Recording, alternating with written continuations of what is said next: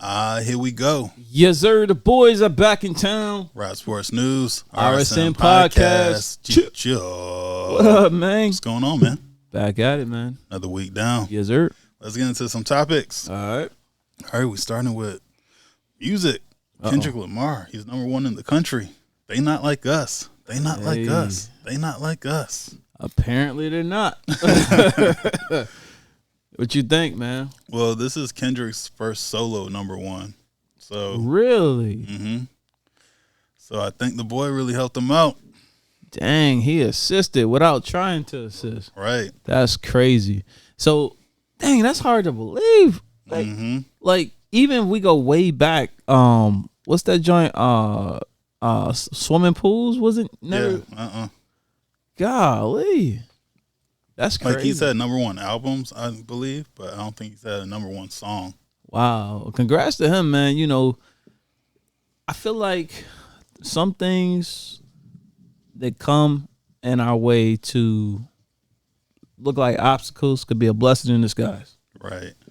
So, I mean, I guess, does that mean that he won ultimately? Yeah, he won. I think it's safe to say he won. Yeah, I'm thinking, he kind of pulled a Drake on Drake, how Drake did back to back. Yeah. That's what Not Like Us is. Yeah, he and the mustard beat is fire. The mustard beat is crazy. I can't deny that at all. Yep. Hey. So wait. I know he got to have an album coming. He's probably gonna drop. If he's smart, he'll drop one in the next 6 months. He'll probably get like 200,000 more buys than what he originally would have. Because he gotta follow this up. He gotta capitalize on this. Because he was away for a minute and had his resurgence here. You can't drop the ball now. Right. So, all right. So, Meek Mill. It's like hip hop's just going in on Meek right now. Yeah. Why do you think people hate Meek so much? I think. Well, he's real outspoken. He be saying some wild stuff, and he just be trying people that don't like being tried. So we got 50 that's going back and forth with him. Soulja Boy going back and forth with him. And, of course, his arch nemesis, Academics, going back and forth. Bruh. These are the three people you do not want to go back and forth with. Like, not on no I'm afraid of them type stuff, but on some, like, they like this. Yeah. Like, they enjoy this. Why would you argue with somebody who love arguing? That's good. They're, like, kind of all kings of trolling. Yeah. Soulja Boy, 50 Yeah. Cent, and Academics. Like, Yeah. come on. You try to avoid one of them, not all three. What the heck? He wants all the smoke. That's crazy. That's funny, though. He got to call his boy, what's his name, Michael Rubin? I ain't gonna say no. All right. Another beef kind of brewing up. We got The Game and Rick Ross. Seems like The Game's trying to kick it off, but Rick Ross just... The Game trying to pull a Kendrick, but it's like... This is a thing. I think The Game is looking at this like, well, they beefing, let me jump in here too. Is a you know what I'm saying, get my name back out there kind of thing. But then Rick Ross is looking at it like... It's so see-through, though. Yeah, Rick Ross is looking at it like, you're not Drake. You know what I'm saying? Like, nah, son, I'm good. I feel like The Game probably maybe 10 years too late. Yeah. Yeah, he's a little late. Nah, not to discredit Game on everything he's accomplished in music and all that. I actually think Game's one of the best rappers from the West Coast that we've ever had. Yeah, I think The Game has his own style, and that's what make him unique in a way. Like, a lot of people over the years, they say he name dropped too much and this and that and all that. But overall, he has some good songs. Yeah. He has some good songs that it's like he did it his way. He didn't try to sound like somebody else. Exactly. And that's what I think, too. I think The Game makes some of the best songs, but I don't like the gimmick stuff. It's like people do the gimmick stuff because they don't make good music. Yeah. His music is fire, so why are you doing the gimmicks? You know what this is a bad comparison. I was gonna say The Game could be like, would you put, and I gotta explain myself after this. Would you put The Game in the same category as a Nelly and a Ludacris? And what I mean by this is Ludacris to Atlanta to the South, there's nobody that sound like Ludacris. He's uniquely him. Nelly to the Midwest, there's nobody that sound like Nelly. The Game, I can't name somebody who sound like The Game. Yeah, I mean, in that aspect, yeah, but I think The Game is a better lyricist than both of them. I give you Nelly. It's tough with Ludacris. Ludacris, he make a lot of party songs. Yeah, I give you that. But I would say lyricist. I would say storyteller more than lyricist because Ludacris spit. Yeah, no, for sure. Spit. I'm not trying to discredit Luda. I just think that Game can rap better or has better lyrics. Ludacris said that he would beat Jay-Z. That's a reach, but I think he said flow wise. I don't know. That would be good though if you think about it. Like, and not to discredit Luda or anything, but Luda can spit too. He can, but once again, I don't think he's better than Jay-Z anyway. The only way that he might be better to me is his beat selection, but Ludacris doesn't have like Just Blaze beats, and Jay-Z has all the beats that he has, like Timberland, Pharrell, all that. I honestly like Jay-Z's beat selection more than Ludacris' beat selection, but I think this is where the difference is. The overall package is an A versus a B. What I mean by that is this: Jay hits certain pockets and the rhymes that it's like it fits the beat perfect. Ludacris rides the beat really nicely. Pause. He makes it flow well, but Jay just executes it better in a way. That's how I think. Yeah, I don't know. Ludacris is better than a lot of rappers, but yeah, it's just even after all these years, I feel like he's been here forever. Yeah, for real. I mean, what, it came out in 2000? Yeah, wow. But nah, not better than Game, not better than Jay. Can't give him those. Word. Drake's house. Oh, what happened now? 3 intruders in a week. I didn't hear about the third. Yikes. So the first one, we all know the security guard got shot because there was commotion outside. That was number 1. Yeah. Number 2, somebody tried to like break in like the day after. Nobody's gonna expect me. And then day 3, some dude tries to rush the gate and security ends up tackling him, and then they hold him there till the police came. You think this is gonna be like a constant ongoing thing? Like, let's just rush Drake's house every day. Somebody take a turn, see what happened. I mean, if you want to ride to jail, sure, go ahead. Why not? But I mean, you don't want nothing to happen. You don't want to see that type of stuff. Yeah, that's the other side of the beef, right? Like, you got such exposure now that people are gonna try it now. They're gonna try it. I mean, now this is what I hope doesn't happen. You know, I hope Drake don't have to feel like he's extra. He got to do something to prove himself. Like, don't mess with me. Yeah, you know what I'm saying? I don't think he's doing that. I think he just moved out of Beverly Hills this week. Yeah, I saw a rumor. I'm saying rumor because I can't confirm if it's true that he sold all his houses in the U.S. I don't know if it was all of them. I only heard about the one in Cali because I know he got a spot out in Houston. I didn't hear about him selling that. Yeah, I don't think nobody's gonna be able to run him out of Houston. He kind of protected there. All right, Big Daddy Kane says he hates Drake's fans. Through the beef, he hates Drake's fans. Talking about a spitter though, that was that. Yeah. For you guys who don't know, Big Daddy Kane is an old school rapper from like the 80s, early 90s, and he was one of the best lyricists at that time. He influenced Jay-Z. But back to what you said, he hates Drake's fans. So he said he hates Drake's fans because they do research during the battle, and he said that's what made him lose interest. He said if a rapper is going back and forth with someone, if he just says something hot, that's just what it is. Like, it doesn't matter if it's true or not. What you think about that? I think in his time, yeah. But, I mean, we got Google. Yeah, I can't defend that comment. I hate people who hate fans who do research because, I mean, it's like if you want to know if something true, go look it up. This is what I think he meant by this: is people critiquing every line in a literal sense, right? Like if somebody said I was in Miami last week on a boat, on a yacht, you can't have somebody look it up to see, oh, you was in New York last week.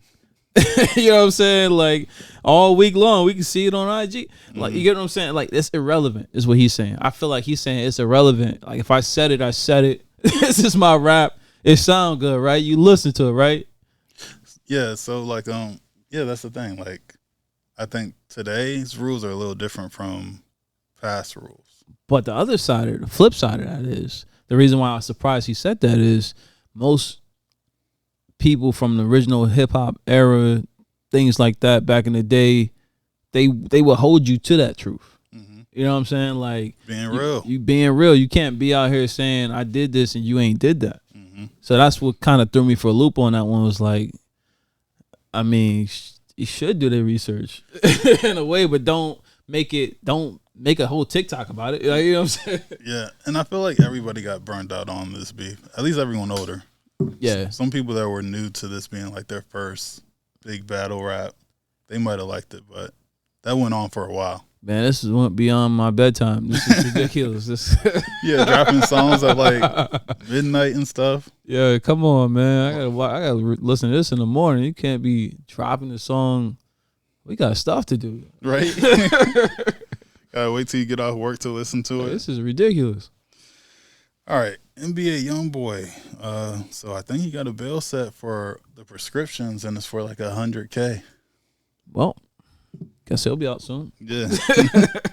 I don't see a problem making bail on that. So $100 million man. Word. All right. Queen Naja, she has some marriage advice. Oh man, what she say? Well, tell people who she is if any people don't know. Queen Naja, she's an R&B artist. She had a big song. I forgot the name of the song right now, but she's had multiple like big multi-platinum songs. But she had some marriage advice, and she said, ladies, after 10 years, if your man hasn't given you a ring, you should leave, because a man knows. What you think? My thing is, all right, you can leave, but like, are you going to wait 10 years with the next guy? Yeah, that's a loaded statement right there, because one, you just invested 10 years of nothing if you just leave. Yeah. Like, you really going to have no return on your investment? You're just going to walk away right. and take that L? Like, I don't know. But then the flip side of it is, it's like this. If he's talking about like, yeah, you know, I see us together, I want to eventually take that step or whatever, but I'm enjoying how we're living now and this and that, and you believe him, then I wouldn't see a reason to run. But then the other side of it is, if he's like, it's been 10 years and I still don't know if I love you like that to take that next step. Yeah. I mean, you still got to respect it, but you ain't going to feel good about it, but you got to understand that, okay, now I got to decide what I'm going to tolerate. Yeah, exactly. I think when you got to talk about these things, it matters on when y'all meet each other too. Because like, say like they're high school sweethearts and then they're together from like 15 to 25. That's 10 years. Yeah. And it might not be where they financially might want to be. Right. You know what I'm saying? But like if y'all met at 28, now y'all 38, almost 40. Bruh. You ain't about to have no babies in you know what I'm saying? You start getting it from me. You can, nothing against you, but you might want to start a little sooner. The point is, I think there's unique situations. Situations that play out like, you know, but at the same time, I can't see nobody waiting 15 years to get married. Right. Like, that's kind of crazy. I would say if you're going in it with that mindset, maybe like 3. If you're a little bit older, maybe like, maybe 2 years. Like if you're past 40, maybe 2 years. Yeah, because nowadays it feel like people either getting married or you're not getting married. Like people like, I know they might have been with somebody on and off or dated or whatever for a couple years, and they like, yo, I want to be with this person. Okay, we getting married. You know what I'm saying? Then some people just like, you know what? The way the situation is, the way the economy is, the way this is, that is, I need to focus on me. You know what I'm saying? So I feel like it's really either one or the other. And in between that, the people who are together 10 years and ain't get married yet, I'm sure there had to be some conversation. It ain't like you gonna go to sleep next to this person all this time and if they live together and not have a conversation about this. Yeah, you're definitely gonna talk about it. 10 years, I had to go to some weddings together. So I was like, this is crazy. And families always gonna say stuff like that. Oh yeah. When you guys gonna get married? When y'all gonna have kids? Blah blah blah blah. All right. Ready for some news? Yes, sir. So, a woman, she shoots a John over $60. It's out in Memphis. So, okay, this is the story, right? So, I guess these two, they meet each other, and the guy propositions the woman for $60 to go hook up. They end up going to some parking lot somewhere. She ends up shooting him, right? She steals the $60. Then she takes the $60. She goes to get some fast food and shares it with her boyfriend. I'm sorry. That's not okay. That's not okay. But I'm laughing for two reasons. I'm laughing at the fact that she stole $60 and not that she killed the person. She stole it. She took the money to go get some fast food. But I'm kind of mad how you just kind of brushed over. She shot him. You went straight to, and she went and got the fast food. That's the most important part. She went and got fast food. No, this is insane, man. It's a crazy story. It's like something you can't make up. This is ridiculous. Like, come on. This is, again, we always talk about on this show. We always talk about the state of the world. We always talk about the state of the economy. We always talk about the stupid stuff that people do. And this is stupid and a tragedy. This is a stupid tragedy here. You know, first of all, let's start from the beginning. Guys, Johns, you got to be safe out here. You know, you can see if you see someone a little rough around the edges, think twice. Might want to move on to the next. Second part of that is that's terrible that she killed the man. And no matter how much money it was for, she should have never did that. So that was absolutely wrong. But then the fact that she killed the man and then went and got her boyfriend and her some food, a combo meal, bro. Like at least if this gonna be your last meal because she ended up getting arrested, at least go somewhere nice. Well, she couldn't for $60, but she. but golly, you think it was Chick-fil-A? Nah, I think it was Wendy's. It probably was. She seemed like a Wendy's type. Yeah, from the picture, she looked like a Wendy's type. Yeah. But she got turned in because her mom turned her in. Her mom seen her on the news and she ended up driving her straight to the police station. You think her mom gonna be in trouble with the streets? I mean, she brought her into this world, so I guess she can take her out.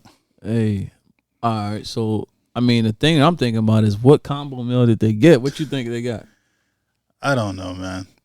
Some murder burgers, some killer fries, some bloody shakes. Like, who knows, bro? Yo, I don't know what killers eat. That's ridiculous. All right. We got some more. This is crazy. We got some more with food. This happened at a Subway to a manager. So basically, this woman, she was making a sub for this guy. He wanted her to put 12 pieces of ham on his sandwich. But she only put 6.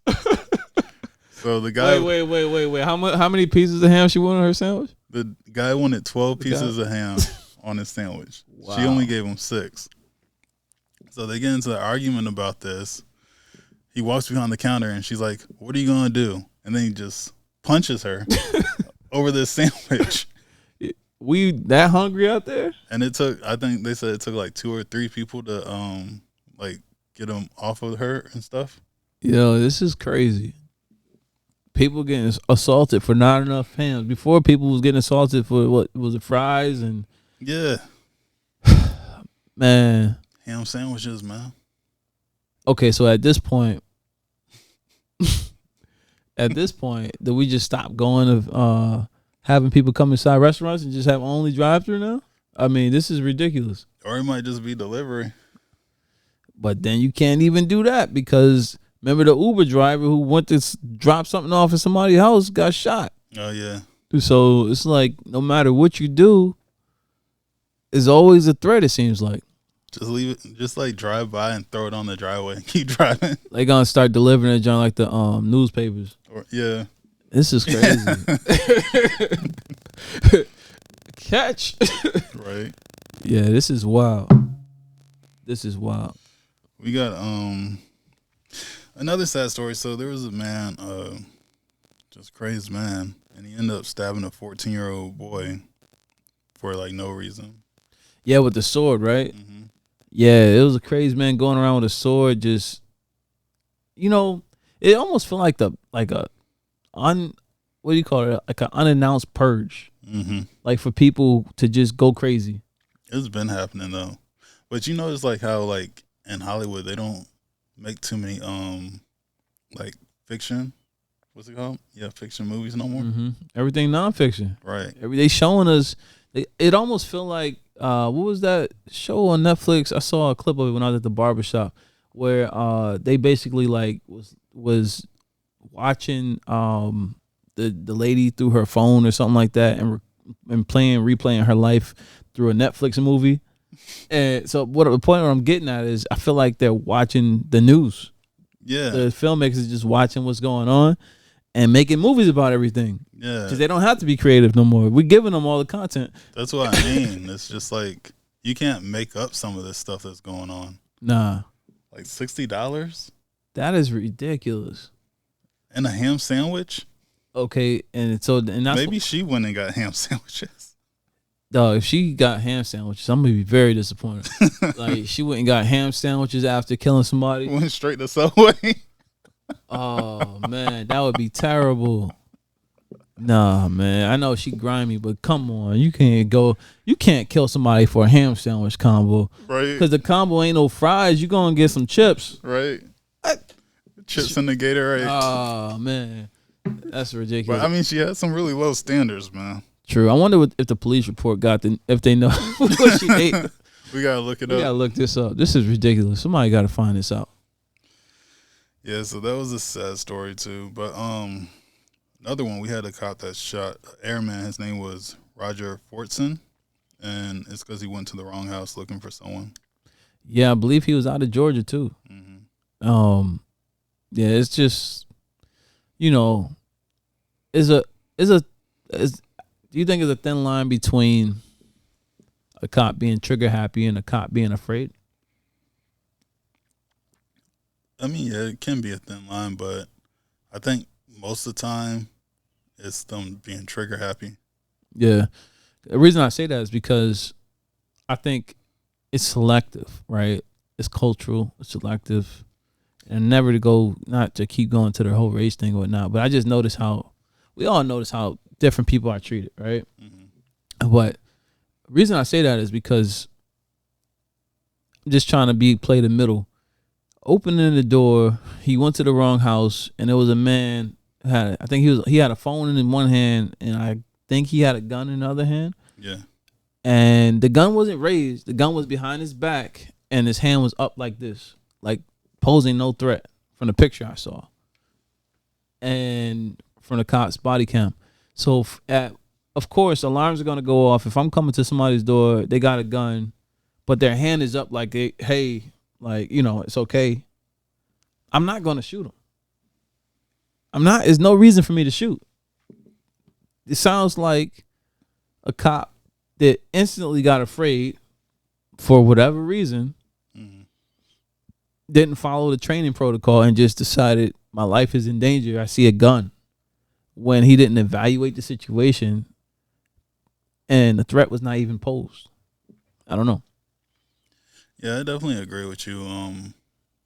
But I don't know what to say or do about this, right? It seems like we do this story all the time. We just change the names. Yeah. Yeah, it's a reoccurring and change story. The states. Reoccurring story. And he was from Georgia. From what I heard. And it happened right before Mother's Day. Yeah. It's terrible, man. It's terrible. But then again, that just goes back to our state, local government, that we got to have higher standards for trainings and things like that. That we got to hold them to a higher standard. So, if it's not going to take me or you, I think it's going to take a collective of everybody to speak up and raise their concerns. Agreed. All right, so we got another messed up story with the law. Oh man.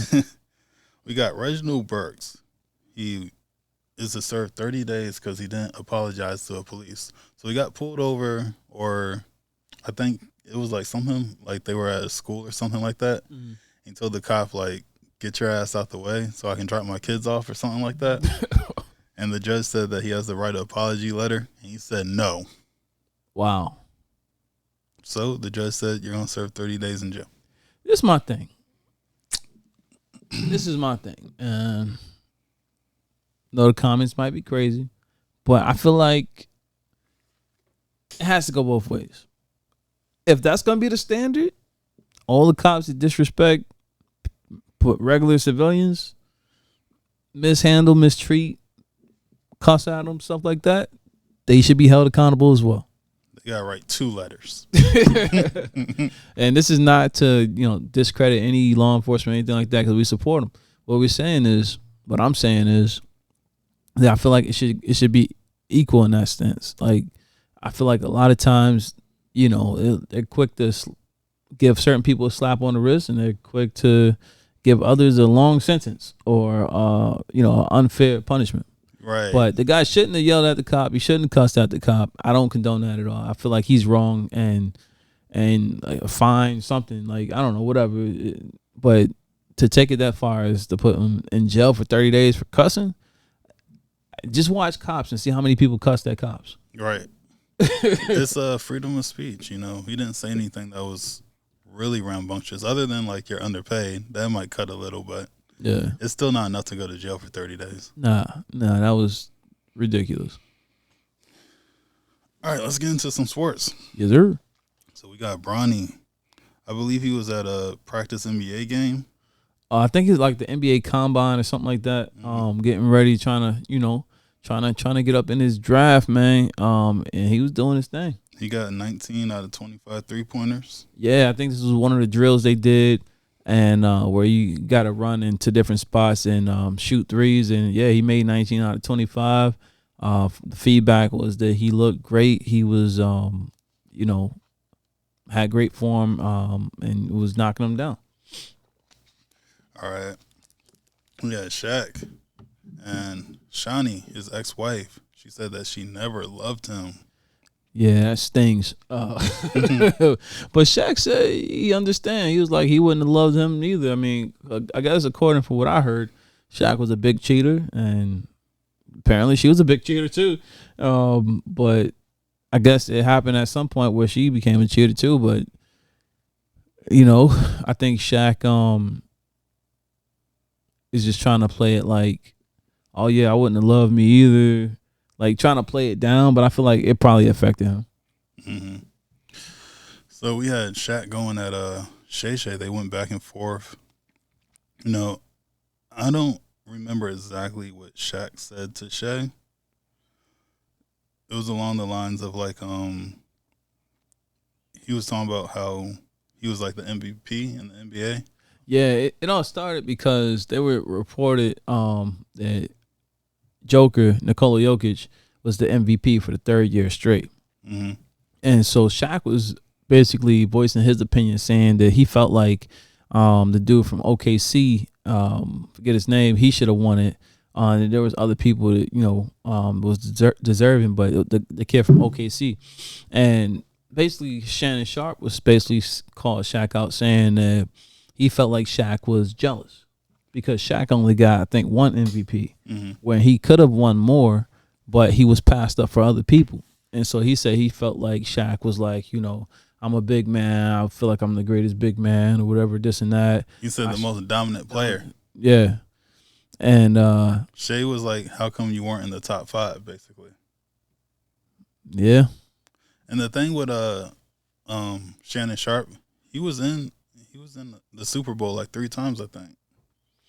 Yeah, I mean, but Shaq got more. He got more titles. Shaq got what, four titles, 4 or 5. No, Kobe got 5. I think Shaq got 4. But the difference is Shaq. I feel like Shaq was a more dominant player, like in sports. Like if we're looking at, and it's 2 different sports, but if we're looking at it, like overall, Shaq was more dominant in his sport than Shannon Sharpe was more dominant in his sport. I think he was more well known, but I mean, Shaq did more. Yeah, Shaq had did. a whole rap career. Yeah, and businessman, all these other things. He owns like a crazy amount of businesses, stuff that everybody goes to and support every day. Don't even know Shaq, part owner of that joint. Mm-hmm. So it's crazy. Yeah, he done more. I think where the conversation went left is Shay didn't have to say like he felt like Shaq was jealous. I think that's where Shaq took it personal. But Shay not wrong in saying that either. You know what I'm saying? I don't agree with him, but if that's his opinion, that's his opinion. I feel like Shaq, he took it a little personal, but I'm not mad at him saying how he got to, what he had to say. I just feel like it's just going a little, it's just dragging on too long. It's like, come on, y'all not Kendrick and Drake. Like, chill out. I mean, I guess they can be, 2 podcasts, and I think Shannon's his podcast is bigger right now. So. Oh yeah, for sure, no doubt, for sure. But Shaq has a good podcast too. The big, yeah, I like the big pod. Yeah, big podcast is good. But do you think people are now going to take this angle and use this as a marketing tool? Because we're talking, yeah, of course. Like it worked out for Kendrick and Drake. We gotta look for someone to beef with. All right, podcast. Who want to beef? Who want the smoke? Who want this smoke? Right. We could rap too if you want to rap. I'll let you handle the bars. All right. We got Big Baby Davis. He gets 40 months. What happened? Yeah, Big Baby Davis, man. Glenn Davis. He was involved in some scheme where they were like basically trying to rip the NBA off. It was some players, collective of players, ripping the NBA off, I think with their health plan or something like that, to whereas he got I think it was $159,000 that he shouldn't have got. And, they were just comparing this online to the Brett Favre situation. Like, Brett, he stole, I think it was $700,000 or millions of dollars, whatever it was, from Medicaid or Medicare or something like that. Mm-hmm. And he basically got a slap on the wrist. He didn't have to go to jail, do anything like that. And he was on his way around the exact same time that this Big Baby Davis situation happened. But Big Baby Davis, Glenn Davis, he got 40. He was facing 20 years in jail, but got 40 months and has to pay $80,000. And then even after he got out of jail, he's gonna be like on a 3-year release plan or something like that, where he's gonna be probation. Yeah, pretty much. So a lot of people are talking about this, saying how the double standard just shown again is not fair. I feel like, of course, they both wrong. Glenn Davis is wrong as well. He, I don't feel bad for him at all, but I feel bad in the sense that Brett Favre should have got the same treatment. And I feel like the only reason Brett Favre didn't get the same treatment is because he's Brett Favre. Yeah, they definitely like him way more. Yeah, it's Brett Favre. Like, everybody knows Brett Favre. Madden was like in love with Brett. Like, if you don't know Brett Favre and you watch football, it's a problem. That's like one name you're definitely gonna remember. Word. All right, NBA playoffs. Who we got? Oh man, what we got going on? Second rounds, a lot going on. I haven't, last night Boston went up 3-1 against Cleveland. What's the point guard name? I'm looking right at his face. He came to the Cleveland not too long ago. Yeah, everybody in the comments gonna know what I'm talking about. But their star point guard didn't play. So of course I know there's no chance for Cleveland to win that game. Boston's up 3-1. And they're gonna end this. They're gonna be waiting for New York. And switching over to that, New York is playing Indiana. That is currently tied, I believe, 2-2. I'm disappointed, man. Cameron and Mace, I told all the New Yorkers, don't get excited yet because they will find a way to let you down. And that's what they did. They was up 2-0 quick, and now it's tied 2-2. So I'm hoping they can turn it around. I know Jalen Brunson a little banged up. Different situations going on, but New York is New York, so I really want them to beat Indiana and go on to play Boston. I don't think they'll beat Boston, but I want them at least beat Indiana. And then we got two more. We got what is it? OKC and the Dallas Mavericks. That series is now tied at 2 as well, I believe. Dallas could have went up 3-1, and OKC pulled away last night only because Luka, and I don't want to say only because, but a big part of it, he missed one of his free throws at the end of the game, and that's what made things a little sticky. But that series is interesting as well. I think Dallas is going to pull it out, but that OKC team is a young, feisty OKC team that they're learning how, all season they've been learning how to win, and now they learn how to win in the playoffs. It's kind of scary. And then last but not least, we got Joker, Denver Nuggets against Minnesota. I was about to say Minnesota Vikings. Minnesota Timberwolves. Minnesota Timberwolves, man. Ant-Man out there, Ant Edwards. He got to turn up, man. He can't let them, they were up. I feel like this is a pattern here. They were also up 2-0, and Denver came back and won. So, Minnesota won the first 2 games in Denver, and then Denver came and won the next 2 games in Minnesota. So,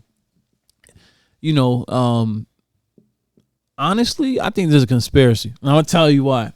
I think the NBA wants these series to go more games, so they have more advertising, more sponsors, and make more money. That's what it's supposed to be. Yeah, this is a business. I get it, but